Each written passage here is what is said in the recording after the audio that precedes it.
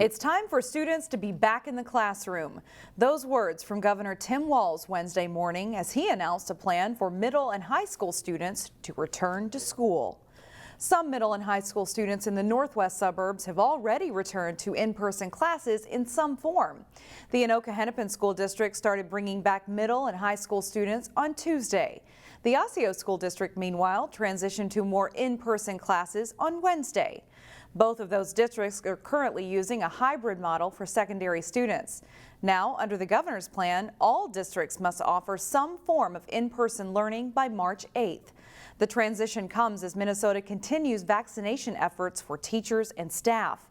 The governor says he expects the bulk of educators to have at least one dose of the vaccine by that March 8th deadline.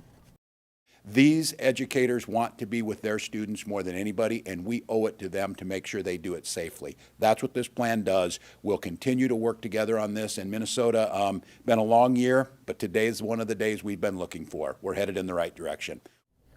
Now, state education leaders say it is possible that schools could vary on learning models within their own districts, depending on case rates. State leaders also encourage students to get tested periodically as they transition to in-person learning.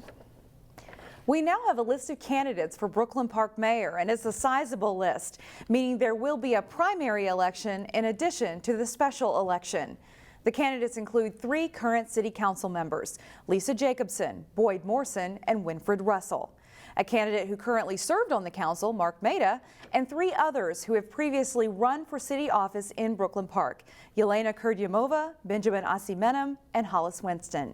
They are running to replace Jeff Lundy, who won the election to serve on the Hennepin County Board. Lundy has nearly 2 years left on his term. Hollis Winston lost to Lundy in 2018. Now, here are the key dates to remember in the mayoral race. The special primary election will be held Tuesday, April 13th. The special election will be held Tuesday, August 10th. A year-long project intended to reduce speed in a growing Brooklyn Park neighborhood is coming to completion.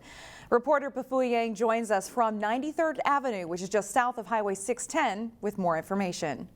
Drivers will notice that the speed limit from Zane Avenue to Noble Parkway is now 35 miles per hour. Prior to the reduced speed, it was 50 miles per hour on 93rd Avenue from Zane to Regent. In the past, neighbors have voiced concerns of speed and traffic on the roadway. The city was finally able to do something about it after legislation was passed in 2019 allowing communities to set speed limits on city-owned roadways. On all our busy roads, I mean, we want to keep people driving at reasonable speeds that the roadways can handle, and we want to promote slower speeds because there is a direct correlation of slower speeds versus number of fatalities if there happens to be an incident between a vehicle and a pedestrian.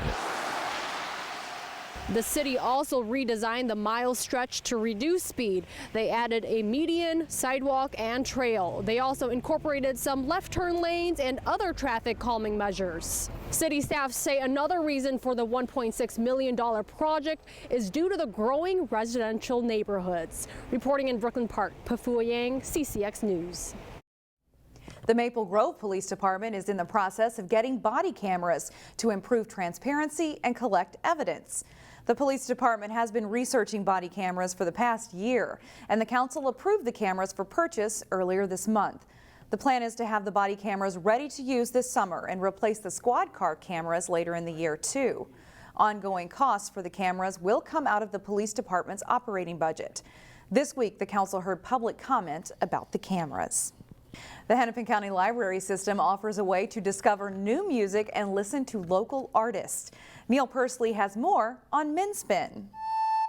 The Hennepin County Library System's MNspin program recently turned 4. The young but growing online site is designed to highlight Minnesota music artists of all stripes, from classical to country and everywhere in between. It started back in 2017.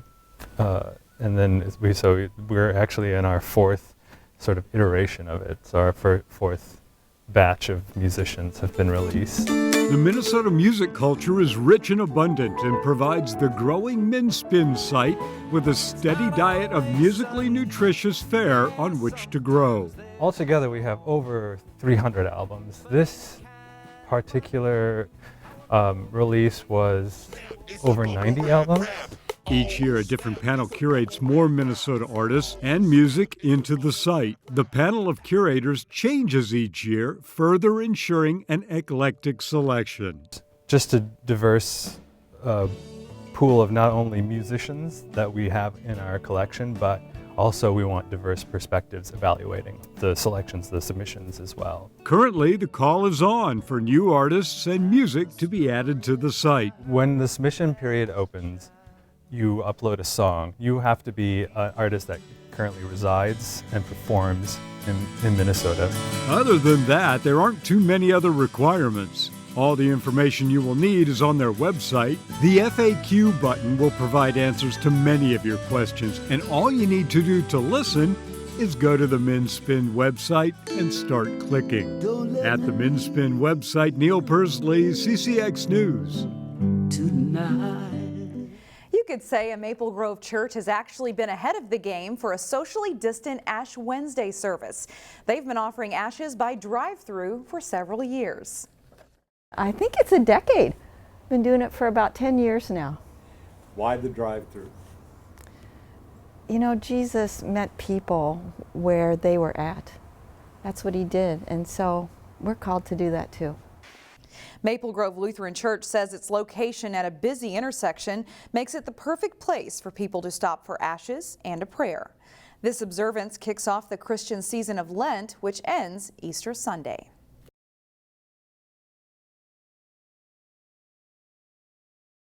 The Champlin Park boys basketball team is #1 in the state Class 4A rankings. A former Rebels great made history last week at the collegiate level. Here's Jason Malillo with more. University of Colorado senior McKinley Wright grabbed a rebound late in the Buffaloes game against California this past weekend. It was his 600th board and secured a place in history for Wright. He's the first player in Pac-12 history with 1,600 points, 600 assists, and 600 rebounds. This is Wright's last college season, and he's certainly one of the better point guards in the country, leading a Colorado team that's 16-6. Wright is averaging more than 14 points a game and close to 6 assists per game. Wright declared for and then withdrew from last year's NBA draft.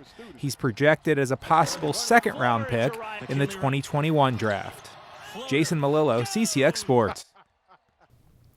After a 7-0 start, the Cooper girls basketball team had lost 2 in a row heading into their game Tuesday night.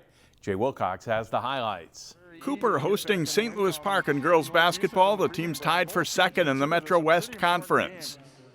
St. Louis Park on the break. Tanae Griffin delivers the pass to Ellie Osted for the layup and an 8-7 lead. Cooper goes inside to Mimi Wheeler for 2 of her 15 points, but she's slowed by an ankle injury. Drea Tribble knocks down a 3 for Cooper to break a tie. The Hawks lead at 16-13. Tribble drives and swings it to Izzy Hall for a 3. Cooper's lead swells to 10 at 27-17. But the Orioles close the half strong. Chantel Harden scores off the inbounds play as Park gets back within 3 at the half. And they continue the surge to begin the second. A give and go as Griffin sets up Harden for 2 of her 15 points. Evelyn Schmitz throws ahead to Reagan Alexander for the layup in transition, and St. Louis Park leads by 12, 55-43. Griffin finds C.C. Reese on the cut for 2 plus the foul as the Orioles try to put Cooper away. Tribble leads a comeback as Cooper keeps it interesting, pulling within 6, but St. Louis Park wins at 66-58 to get a split of the season series. Jay Wilcox, CCX Sports. Local teams qualified for the 2020 State Girls Basketball Tournament in Class 4A, 2A, and 1A. That Class A team, Heritage Christian Academy in Maple Grove, is off to another good start this season. In MCAA Conference Girls Basketball, West Lutheran faced league leader Heritage Christian Academy. Heritage with a steal, and Annika Millar passes to Taylor Shuck for a layup. It's 5-0 Eagles. Good passing for Heritage here leads to a shot in the paint for Katie Smith. She nets 10 points and the Eagles lead 13-0. Shuck passes to Millar, who misses the shot but scores on her putback, and she's fouled. The senior scores 20 points in the game. West Lutheran's top scorer is sophomore guard Megan Sherwood. She pops in a 3, 10 points on the night for her. Nice anticipation by Caitlin Jones of Heritage, picking off the pass and taking it all the way for a layup. Jones is one of 4 HCA players to score in double figures.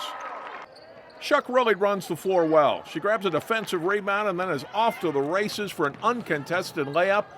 Shuck nets 20 points in the game, and the Eagles lead 43-15 at the half. Heritage goes on to win 67-31. The Eagles are now 9-1 on the season. These teams play each other again Thursday night at West Lutheran. Our next full game coverage of prep basketball here on CCX comes your way Monday night when Brooklyn Center hosts St. Anthony at 7 p.m. That's all for sports. I'm John Jacobson. Find more prep sports games and highlights at ccxmedia.org and follow us on social media.